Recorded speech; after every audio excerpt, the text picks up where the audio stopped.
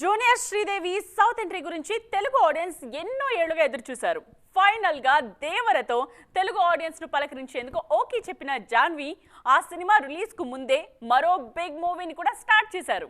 అంతేకాదు సౌత్ విషయంలో సీరియస్ గా ఫోకస్ చేస్తున్న జాన్వి పర్ఫెక్ట్ ప్లానింగ్ తో బరిలోకి దిగారు. దేవరా RC16 సినిమాలతో సౌత్ సర్కిల్స్ లో హాట్ టాపిక్ గా మారారు జూనియర్ శ్రీదేవి జాన్వీ కపూర్. ఎన్నో ఏళ్లుగా తెలుగు సినిమా చేయటం విషయంలో ఊరిస్తోస్తోన్న జాన్వీ ఈ టైంలో సౌత్ సినిమా చేయటం వెనుక పెద్ద ప్లానే ఉందంటున్నారు ఇండస్ట్రీ జనం. ప్రజెంట్ సౌత్ సినిమాలో నంబర్ 1 హీరోయిన్ ప్లేస్ ఖాళీగా ఉంది. సూపర్ ఫామ్ లో కనిపించిన పూజా హెగ్డే రాంగ్ డెసిషన్స్ తో కెరియర్ పాడు చేసుకున్నారు.